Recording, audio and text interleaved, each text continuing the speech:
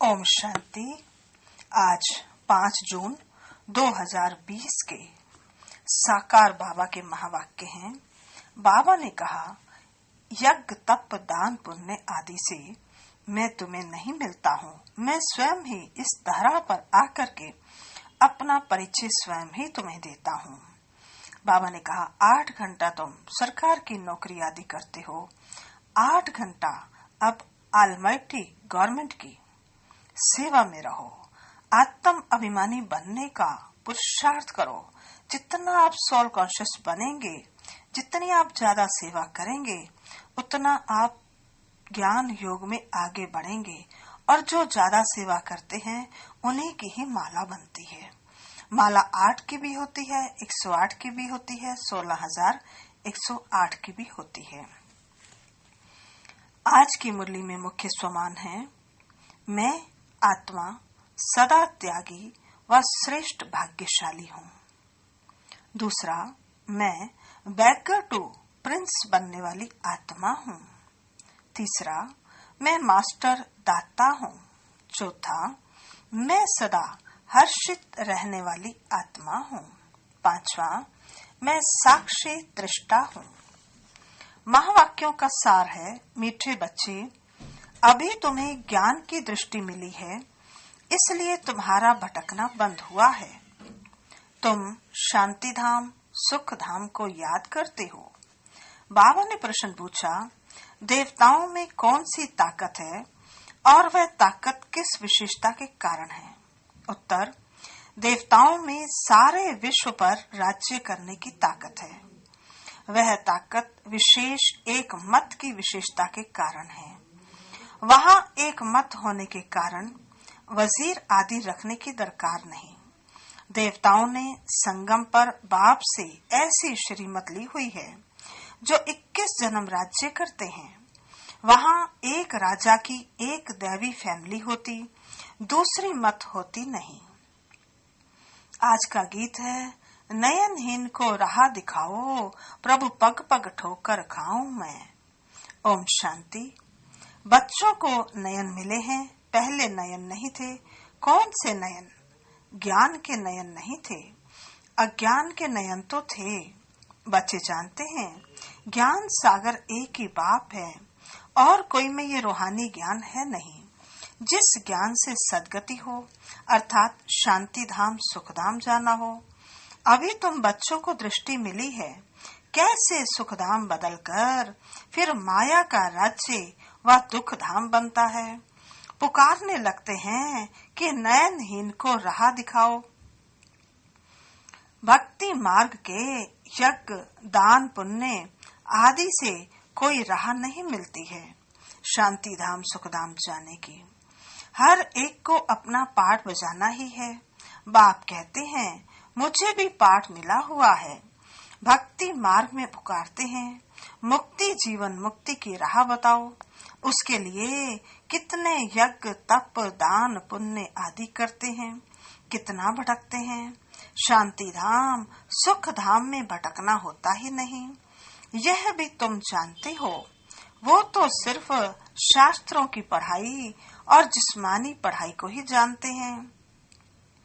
इस रूहानी बाप को तो बिल्कुल जानते ही नहीं।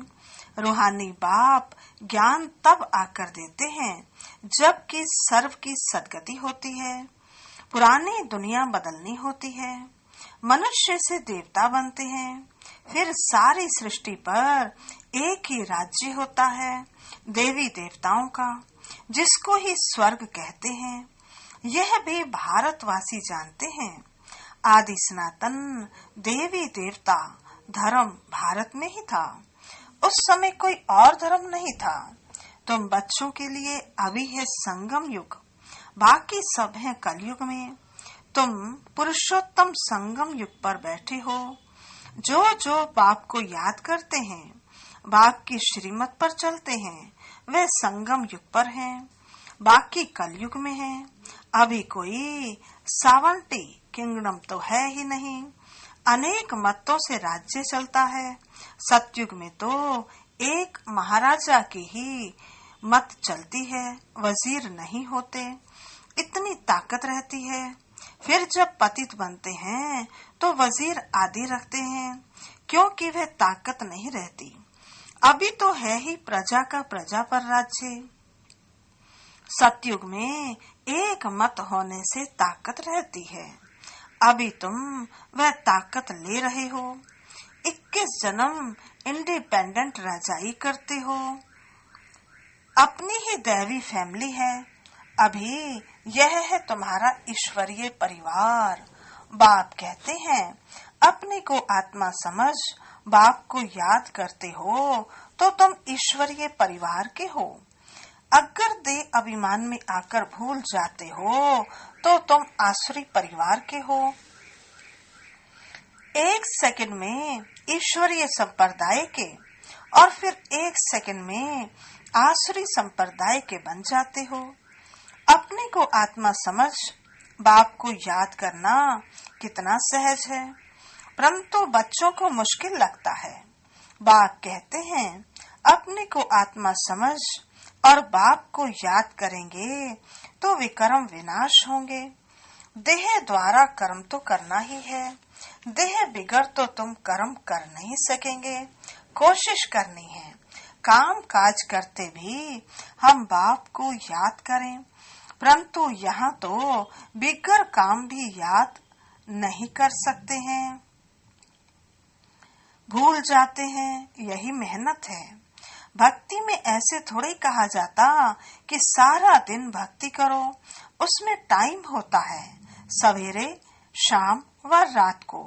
फिर मंत्र आदि जो मिलते हैं वे बुद्धि में रहते हैं। अनेक शास्त्र हैं, वह भक्ति मार्ग में पढ़ते हैं। तुमको तो कोई पुस्तक आदि नहीं पढ़ना है, ना बनाना है। यह मुरली छपाते भी हैं रिफ्रेश होने के लिए। बाकी कोई किताब आदि नहीं रहेगी। ये सब खत्म हो जानी है। ज्ञान तो है ही एक बाप में। अभी देखो ज्ञान विज्ञान भवन नाम रखा है, जैसे कि वहाँ योग और ज्ञान सिखाया जाता है। बिगर अर्थ ऐसे ही नाम रख देते हैं। कुछ भी पता नहीं है कि ज्ञान क्या है, विज्ञान क्या है। अभी तुम ज्ञान और विज्ञान को जानते हो। योग से होती है हेल्थ, जिसको विज्ञान कहा जाता है, और यह है ज्ञान जिसमें वर्ड की हिस्ट्री ज्योग्राफी समझाई जाती है। वर्ड की हिस्ट्री ज्योग्राफी कैसे रिपीट होती है वह जानना है। परंतु यह पढ़ाई है हद की। यहाँ तो तुमको बेहद की हिस्ट्री ज्योग्राफी बुद्धि में है। हम कैसे राज्य लेते हैं, कितना समय और कब राज्य करते थे, कैसी राजधानी मिली थी, यह बातें और कोई की बुद्धि में नहीं आती। बाप ही नॉलेजफुल है। ये सृष्टि का चक्र कैसे फिरता है बाप ही समझाते हैं। बने बनाए ड्रामा को न जानने के कारण मनुष्य कह देते हैं फलाना निर्वाण गया या ज्योति ज्योत समाया। तुम जानते हो सभी मनुष्य मात्र इस सृष्टि चक्र में आते हैं। इससे कोई एक भी छूट नहीं सकता। बाप समझाते हैं मनुष्य की आत्मा एक शरीर छोड़ दूसरा लेती है। कितना बड़ा ड्रामा है। सब में आत्मा है। उस आत्मा में अविनाशी पाड़ भरा हुआ है। इनको कहा जाता है बनी बनाई बन रही, अब कुछ बननी नहीं। अब ड्रामा कहते हैं तो जरूर इनका टाइम भी चाहिए। बाप समझाते हैं यह ड्रामा 5000 वर्ष का है। भक्ति मार्ग के शास्त्रों में लिख दिया है ड्रामा लाखों वर्ष का है। इस समय ही जबकि बाप ने आकर सहज राजयोग सिखाया था, इस समय के लिए ही गायन है कि कौरव घोर अंधियारे में थे और पांडव रोशनी में थे। वो लोग समझते हैं कलयुग में तो अजन 40,000 वर्ष हैं। उनको ये पता ही नहीं पड़ता कि भगवान आया है। इस पुरानी दुनिया का मौत सामने खड़ा है। सब अज्ञान नींद में सोए पड़े हैं।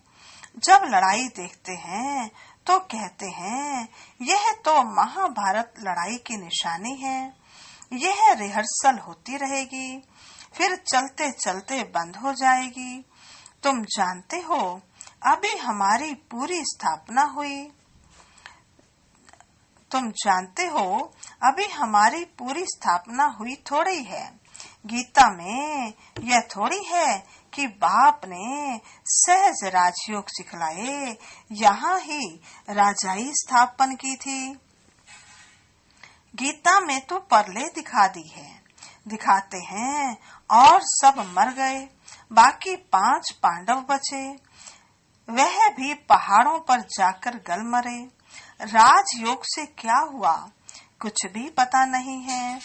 बाप हर एक बात समझाते रहते हैं। यह है बेहद की बात, वह है हद की बात। हद की रचना हद के ब्रह्मा रचते हैं, पालना भी करते हैं, बाकी परले नहीं करते। स्त्री को अडॉप्ट करते हैं, बाप भी आकर अडॉप्ट करते हैं। कहते हैं मैं इनमें प्रवेश कर बच्चों को नॉलेज सुनाता हूँ, इन द्वारा बच्चों को रचता हूँ। बाप भी है, फैमिली भी है। यह बातें बड़ी गूढ़े हैं, बहुत गंभीर बातें हैं, मुश्किल कोई की बुद्धि में बैठती हैं। अब बाप कहते हैं पहले पहले तो अपने को आत्मा समझो। आत्मा ही एक शरीर छोड़ दूसरा लेती है। शरीर पर ही भिन्न भिन्न नाम पड़ते हैं, नाम रूप फीचर्स सब भिन्न भिन्न हैं। एक के फीचर्स न मिले दूसरे से। हर एक आत्मा के जन्म जन्मांतर के अपने फीचर्स हैं, अपनी एक्ट ड्रामा में नोधी हुई है, इसलिए इनको बना बनाया ड्रामा कहा जाता है। अभी बेहद का बाप कहते हैं मुझे याद करो तो विक्रम विनाश हो। तो हम क्यों ना बाप को याद करें, यही मेहनत की बात है। तुम बच्चे जब याद की यात्रा में बैठते हो तो माया के तूफान आते हैं, युद्ध चलता है, उससे घबराना नहीं है। माया घड़ी घड़ी याद को तोड़ेगी।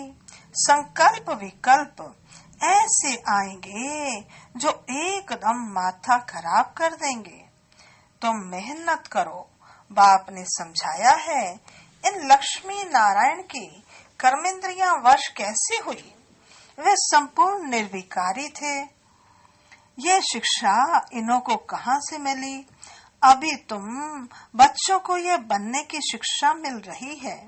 इनमें कोई विकार होता नहीं, वहाँ रावण राज्य ही नहीं, पीछे रावण राज्य होता है। रावण क्या चीज है ये कोई भी नहीं जानते। ड्रामा अनुसार यह भी नूंद है।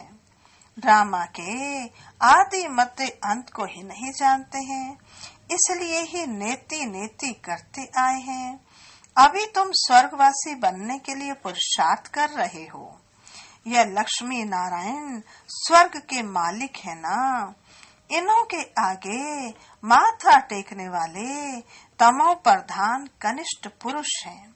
बाप कहते हैं पहले पहले तो एक बात पक्की कर लो, अपने को आत्मा समझ बाप को याद करो, इसमें ही मेहनत है। जैसे 8 घंटे सरकारी नौकरी होती है ना, अभी तुम बेहद की सरकार के मददगार हो। तुमको कम से कम 8 घंटा पुरुषार्थ कर याद में रहना है। बाबा कहते यह अवस्था तुम्हारी ऐसी पक्की हो जाएगी जो कोई की भी याद नहीं आएगी। बाप की याद में ही शरीर छोड़ेंगे, फिर वही विजय माला के दाने बनेंगे। एक राजा की प्रजा कितनी ढेर होती है, वहाँ भी प्रजा बननी है। तुम विजय माला के दाने पूजने लायक बनेंगे। 16,108 की भी माला होती है, एक बड़े बॉक्स में पड़ी रहती है। 8 की माला है, 108 की भी है। अंत में फिर 16,108 की भी बनती है। तुम बच्चों ने ही बाप से राजयोग सीखकर सारे विश्व को स्वर्ग बनाया है, इसलिए तुमको पूजा जाता है। तुम ही पूज्य थे, फिर पुजारी बने हो।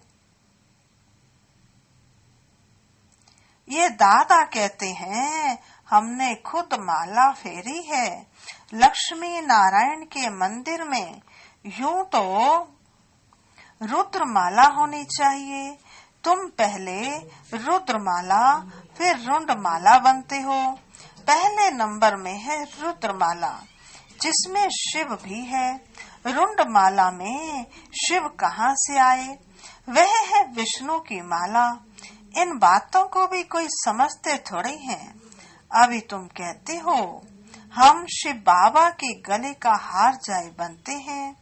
ब्राह्मणों की माला नहीं बन सकती है, ब्राह्मणों की माला होती ही नहीं। बाबा कहते, तुम जितना याद में रहते हो, फिर वहाँ भी नजदीक में ही आकर राज्य करेंगे। यह पढ़ाई और कोई जगह मिल न सके। तुम जानते हो, अभी हम इस पुराने शरीर को छोड़ स्वर्गवासी बनेंगे। सारा भारत स्वर्गवासी बनेगा। इन पार्टिकुलर भारत ही स्वर्ग था। 5,000 वर्ष की बात है, लाखों वर्ष की बात हो नहीं सकती। देवताओं को ही 5,000 वर्ष हुए। स्वर्ग को मनुष्य भूल गए हैं तो ऐसे ही कह देते हैं, बाकी है कुछ नहीं। इतना पुराना संवत आदि है थोड़ी, है ही सूर्यवंशी चंद्रवंशी। फिर और धर्म वाले चले आते हैं। पुरानी चीजें क्या काम आएंगी? कितना खरीद करते हैं। पुरानी चीज की बहुत वैल्यू करते हैं। सबसे वैल्यूएबल है शिव बाबा। कितने शिवलिंग बनाते हैं। आत्मा इतनी छोटी है, ये किसके भी समझ में नहीं आता। अति सूक्ष्म रूप है। बाप ही समझाते हैं। इतनी छोटी आत्मा में अर्थात बिंदी में इतना पाठ रुंधा हुआ है। ये ड्रामा रिपीट होता रहता है। ये ज्ञान तुमको वहाँ नहीं रहेगा। ये प्राय लोप हो जाता है। तो फिर कोई सहज राजयोग सिखला कैसे सकते? ये सब भक्ति मार्ग के लिए बैठ बनाया है। अभी बच्चे जानते हैं, बाप द्वारा ब्राह्मण, देवता, क्षत्रिय 3 धर्म स्थापन हो रहे हैं। भविष्य नई दुनिया के लिए ये पढ़ाई जो तुम पढ़ते हो, वह है इस जन्म के लिए। इनकी प्रारब्ध तुमको नई दुनिया में मिलनी है। यह पढ़ाई होती है संगम युग पर। यह है पुरुषोत्तम संगम युग।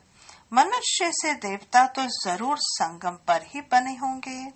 बाप बच्चों को सब राज समझाते हैं। यह भी बाबा जानते हैं, तुम सारा दिन इस याद में रह नहीं सकेंगे। इम्पॉसिबल है। इसलिए चार्ट रखो, देखो हम कहाँ तक याद में रह सकते हैं। देह का अभिमान होगा तो याद कैसे रह सकेगी। पापों का बोझा सिर पर बहुत है। इसलिए बाबा कहते हैं, बच्चे याद में रहो। त्रिमूर्ति का चित्र पॉकेट में डाल दो, परंतु तुम घड़ी घड़ी भूल जाते हो। अल्फ को याद करने से ही बेयाद आ जाता है। बाबा कहते, बैच तो सदा लगा रहे, लिटरेचर भी हो, कोई भी अच्छा आदमी हो तो उनको देना चाहिए। अच्छा आदमी कभी मुफ्त में लेंगे ही नहीं। बोले इसका क्या पैसा है? बोलो ये गरीबों को तो मुफ्त में दिया जाता है, बाकी जो जितना दे रॉयल्टी होनी चाहिए। तुम्हारी रस्म रिवाज दुनिया से बिल्कुल न्यारी होनी चाहिए। रॉयल आदमी आप पे ही कुछ न कुछ दे देंगे। यह तो हम सबको देते हैं कल्याण के लिए। कोई पढ़कर भी तुमको पैसा भेज देंगे। खर्चा तो तुम करते हो ना। बोलो हम अपना तन मन धन भारत की सेवा में खर्च करते हैं। अच्छा मीठे मीठे सिकिलदे बच्चों प्रति माता पिता बाप दादा का याद प्यार और गुड मॉर्निंग। रूहानी बाप की रूहानी बच्चों को नमस्ते। रूहानी बच्चों की रूहानी बाप दादा को नमस्ते नमस्ते नमस्ते। सदा रहेंगे हंसते, बनेंगे फरिश्ते, चलेंगे परम धाम के सीधे रास्ते। धारणा के लिए मुख्य सार। पहला, इस बेहद की सरकार को मदद करने के लिए कम से कम 8 घंटा याद में रहने का पुरुषार्थ करना है। याद में जो माया विघन डालती है उनसे घबराना नहीं है। दूसरा, इस पुरुषोत्तम संगम युग पर ईश्वरीय संप्रदाय का बन ईश्वर के मत पर चलना है। कर्म करते भी एक बाप की याद में रहने का अभ्यास करना है।